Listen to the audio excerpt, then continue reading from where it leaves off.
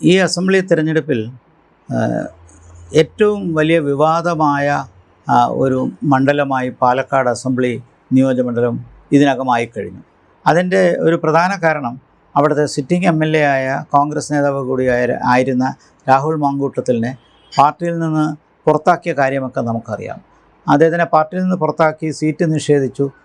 അത് അംഗീകരിച്ചുകൊണ്ട് രംഗത്ത് നിന്ന് പൂർണ്ണമായും രാഹുൽ മാങ്കൂട്ടത്തിൽ മാറിയപ്പോൾ അവിടെ കോൺഗ്രസ് കണ്ടെത്തിയ ഒരു സ്ഥാനാർത്ഥി എന്ന് പറയുന്നത് സിനിമാ രംഗത്ത്, കലാരംഗത്തൊക്കെ പ്രവർത്തിക്കുന്ന കോൺഗ്രസ് അനുഭാവമുള്ള പിഷാരടിയാണ്. മറുവശത്ത് പാലക്കാടിന് ചരിത്രപരമായി തന്നെ BJPക്ക് നല്ല അടിത്തറയുള്ള മണ്ഡലമാണ്. അത് പലപ്പോഴും നമുക്കറിയാം, കോയമ്പത്തൂരിന് അടുത്തുള്ളൊരു മണ്ഡലമാണ്. കോയമ്പത്തൂരിൽ BJP വളർന്ന പശ്ചാത്തലം, അത് പാലക്കാടേക്കും വന്നൊരു സ്വാധീനം. പിന്നെ കാലാകാലങ്ങളായി പാലക്കാട് അസംബ്ലി നഗരത്തിൽ കൽപ്പാത്തി പോലെ, അകത്തേത്തറ, അങ്ങനെ തുടങ്ങിയ ചില ഗ്രാമങ്ങളിൽ BJPക്ക് വളരാൻ കഴിഞ്ഞതും, പിന്നീട് ശ്രീധരൻ നടത്തിയ ഉജ്ജ്വലമായൊരു പോരാട്ടം, അത് ഷാഫിയുമായിട്ട് നടത്തിയ വലിയൊരു ഏറ്റുമുട്ടൽ, അത് നേരിയ ഭൂരിപക്ഷത്തിന് ഷാഫി അവിടെ നിന്ന് വിജയിച്ച ഒരു ചരിത്രവും. അപ്പോൾ ചുരുക്കത്തിൽ പാലക്കാട് മണ്ഡലത്തിന് അതിൻ്റെ ചരിത്രവും പശ്ചാത്തലവും ഒക്കെ ഉണ്ട്. തീർച്ചയായിട്ടും BJP അവരുടെ പ്രസ്റ്റീജ് മത്സരമായി കാണുന്ന ഒരു അസംബ്ലി മണ്ഡലമാണ് പാലക്കാട്. അതിന് പറ്റിയൊരു നേതാവാണ് ശോഭാ സുരേന്ദ്രൻ എന്നുള്ള കാര്യത്തിലും തർക്കമില്ല. എല്ലാ വിമർശകരും ഒരുപോലെ അംഗീകരിക്കുന്ന കാര്യമാണ്. ശോഭാ സുരേന്ദ്രൻ എല്ലാ തെരഞ്ഞെടുപ്പിലും പരാജയപ്പെട്ടിട്ടുണ്ടെങ്കിലും ഓരോ തെരഞ്ഞെടുപ്പിലും ശോഭാ സുരേന്ദ്രൻ്റെ വോട്ടുകൾ വർദ്ധിക്കുന്നതല്ലാതെ കുറഞ്ഞു പോയിട്ടില്ല. അങ്ങനെ വോട്ടുകൾ വർദ്ധിപ്പിക്കാനുള്ള ഒരു പ്രത്യേക സാമർഥ്യം കഴിഞ്ഞ ലോക്സഭാ തെരഞ്ഞെടുപ്പിൽ ആലപ്പുഴ മത്സരിക്കുമ്പോൾ അവിടെയും വോട്ട് വർദ്ധിപ്പിച്ച ഒരു വലിയൊരു നേട്ടം ശോഭാ സുരേന്ദ്രന് പറയാനുണ്ട്. അപ്പോൾ എവിടെയൊക്കെ പോകുന്നു അവിടെയെല്ലാം വോട്ട് വർദ്ധിപ്പിക്കുന്നു. പിന്നെ പാലക്കാട് കുറച്ചുകൂടി കണക്ട് ചെയ്യാൻ ശോഭാ സുരേന്ദ്രന് കഴിയുന്നു. ഒരു വനിതാ സ്ഥാനാർത്ഥി എന്നുള്ള നിലയിൽ ജനങ്ങളിടയിൽ കൂടുതൽ സ്വീകാര്യത ലഭിക്കുന്നു. മാത്രമല്ല, ശക്തനായ BJP സ്ഥാനാർത്ഥി എന്നുള്ളതും കേന്ദ്രത്തിൽ രാജീവ് ചന്ദ്രശേഖറിനെ പോലെ സ്വാധീനം, സുരേഷ് ഗോപിയെ പോലെയൊക്കെ കേന്ദ്ര ഗവൺമെൻറ്റിൽ തന്നെ സ്വാധീനമുള്ള ഒരു രാഷ്ട്രീയ നേതാവാണെന്ന് പരക്കെ അറിയപ്പെടുന്നൊരു പശ്ചാത്തലത്തിൽ പാലക്കാട്ടത്തെ വികസനത്തിന് കേന്ദ്ര സഹായം കിട്ടാൻ ശോഭാ സുരേന്ദ്രനെ പോലത്തെ ഒരു സ്ഥാനാർത്ഥിക്ക് ഗുണം ചെയ്യുമെന്നുള്ള ഒരു വിശ്വാസം BJP പ്രൊപ്പഗേറ്റ് ചെയ്തിട്ടുണ്ട്. ആ പ്രചരണത്തിന് അനുകൂലമായൊരു ഘടകമുണ്ടെങ്കിൽ ശോഭാ സുരേന്ദ്രന് വിജയിക്കാനുള്ള സാധ്യതയുണ്ട്. പക്ഷേ അവിടെയും നമുക്ക് കാണുന്നത്, അവിടെ ഇടതുപക്ഷത്തിൻ്റെ സ്ഥാനാർത്ഥി താരതമ്യേന ദുർബലനായൊരു സ്ഥാനാർത്ഥി, ഒരു സ്വതന്ത്ര സ്ഥാനാർത്ഥിയാണ്. പക്ഷേ CPMൻ്റെ പിന്തുണയോടുകൂടി അവിടെ നിർത്തിയിരിക്കുകയാണ്. അപ്പോൾ അദ്ദേഹം ന്യൂനപക്ഷ വോട്ടുകൾ ക്രോഡീകരിച്ച് ഇടതുപക്ഷത്തിൻ്റെ കൂട്ടത്തിൽ കൊണ്ടുവരികയാണെങ്കിൽ തീർച്ചയായിട്ടും അത് UDFന് ദോഷം ചെയ്യാനേ സാധ്യതയുള്ളൂ.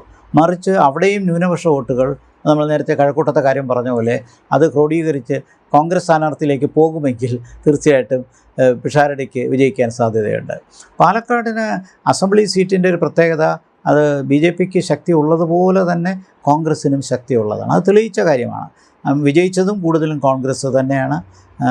ചരിത്രപരമായി CPMും കോൺഗ്രസുമാണ് ബദ്ധ ശത്രുക്കളെങ്കിൽ പോലും കാലത്തിൻ്റെ മാറ്റത്തിന് ശേഷം തീർച്ചയായിട്ടും BJPക്കും അവിടെ LDFനെ മൂന്നാം സ്ഥാനത്താക്കി നഗരത്തിൽ ശക്തി ആർജിച്ചിട്ടുണ്ട്. മാത്രമല്ല, പാലക്കാട് നഗരസഭ ഭരിക്കുന്നത് BJPയാണ്. കഴിഞ്ഞ 2 ടേമായിട്ട് BJPയാണ് ഭരിക്കുന്നത്. അതെല്ലാം കാണിക്കുന്നത് BJPക്ക് നഗരത്തിൽ നല്ല സ്വാധീനമുണ്ട് എന്നുള്ളതാണ്. അത് കഴിഞ്ഞ ഈ ശ്രീധരൻ ജയിച്ചപ്പോൾ തെളിഞ്ഞതാണ്. പക്ഷേ ന്യൂനപക്ഷ കേന്ദ്രങ്ങളിൽ നിന്നുള്ള വോട്ടുകൾ കൂടുതലായി കോൺഗ്രസ്സിന് വന്നതാണ് തീർച്ചയായിട്ടും ആദ്യം ഷാഫിക്കും പിന്നീട് രാഹുൽ മാങ്കൂട്ടത്തിനും വലിയ വിജയം, പ്രത്യേകിച്ച് രാഹുൽ മാങ്കൂട്ടത്തിന് വലിയ വിജയത്തിന് കാരണമാക്കിയത്. അത് ആ പൊളിറ്റിക്സ് ഇപ്പോൾ നോക്കുമ്പോൾ കോൺഗ്രസ്സിന് അടിത്തറയുള്ള മണ്ഡലം, ഇടതുപക്ഷത്തിൻ്റെ സ്ഥാനാർത്ഥി വളരെ ദുർബലനാണ്.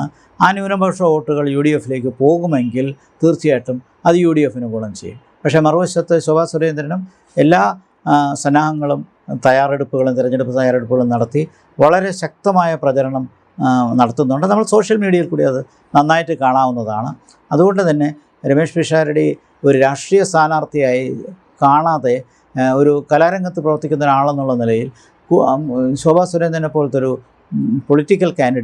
പൊളിറ്റീഷ്യന് കൂടുതൽ ജനങ്ങൾ പ്രിഫർ ചെയ്യുന്നതൊരു രാഷ്ട്രീയക്കാരനെ ആണെങ്കിൽ അത് ശോഭാ സുരേന്ദ്രന് അനുകൂലമായിട്ട് വരും. എന്നാൽ മറിച്ച് ഭരണവിരുദ്ധ വികാരം ശക്തമായി UDFന് അനുകൂലമായൊരു സാഹചര്യം സൃഷ്ടിക്കുകയാണെങ്കിൽ അത് രമേശ് പിഷാരടിക്ക് വരും. എന്തായാലും ഇടതുപക്ഷ സ്ഥാനാർത്ഥി വളരെ പിന്നോക്കം പോയിരിക്കുന്നു. അതുകൊണ്ട് ഒരു സ്വതന്ത്ര സ്ഥാനാർത്ഥിയെ നിർത്തിയത് വഴി ഈ ഡീൽ ആരോപണത്തിന് ഒരു പ്രസക്തി കിട്ടിയ ചില മണ്ഡലങ്ങളിൽ ഒന്ന് പാലക്കാടാണ്. കാരണം BJP സ്ഥാനാർത്ഥിയെ സഹായിക്കാൻ വേണ്ടിയാണ് ന്യൂനപക്ഷ വോട്ടുകൾ തട്ടിയെടുക്കാനായി LDF ഒരു സ്ഥാനാർത്ഥിയെ നിർത്തി എന്നുള്ളൊരു ആരോപണം അവിടെ രാഷ്ട്രീയ മണ്ഡലത്തിൽ നിൽക്കുകയാണ്. അതെത്ര ശരിയാണോ ഇല്ലയെന്ന് അറിഞ്ഞുകൂടാ. പക്ഷേ അദ്ദേഹം പിടിക്കുന്ന ഇടതുപക്ഷ സ്ഥാനാർത്ഥി പിടിക്കുന്ന വോട്ടുകൾ തീർച്ചയായിട്ടും ഈ ബാക്കി 2 സ്ഥാനാർത്ഥികളുടെ വിജയത്തിന് ഒരു പ്രധാനപ്പെട്ട ഘടകമായി മാറും. തീർച്ചയായിട്ടും ഇടതുപക്ഷ സ്ഥാനാർത്ഥി വളരെ പിന്നോക്കം പോവുകയാണെങ്കിൽ രമേശ് പിഷാരടിക്ക് വിജയസാധ്യതയുണ്ട്.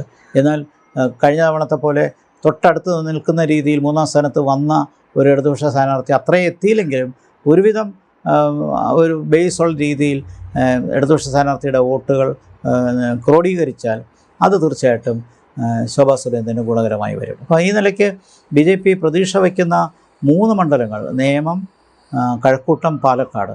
അപ്പോൾ അതിൽ തീർച്ചയായിട്ടും നേമം കഴിഞ്ഞാൽ തീർച്ചയായിട്ടും പാലക്കാട്, കഴക്കൂട്ടമാണ് വരുന്നത്. അപ്പോൾ ശോഭാ സുരേന്ദ്രൻ്റെ തിരഞ്ഞെടുപ്പ് രംഗത്തെ പ്രവർത്തനം അത് എത്രത്തോളം വിജയിക്കുമെന്ന് കാണാൻ നമുക്കിനി ആദ്യം ദിവസം കാത്തിരിക്കേണ്ട കാര്യമില്ല. അതുപോലെ രമേശ് പിഷാരടിയുടെ അവതരണവും പ്രത്യേകിച്ച് അദ്ദേഹം കലാരംഗത്തുള്ള ജനകീയതയും അതുവഴി കിട്ടുന്ന ജനകീയത എത്രത്തോളം വോട്ടാക്കി മാറ്റാൻ കഴിയും, ഇതൊക്കെയാണ് നമ്മൾ ഇനിയുള്ള ദിവസങ്ങളിൽ കാണാൻ കാത്തിരിക്കുന്നത്.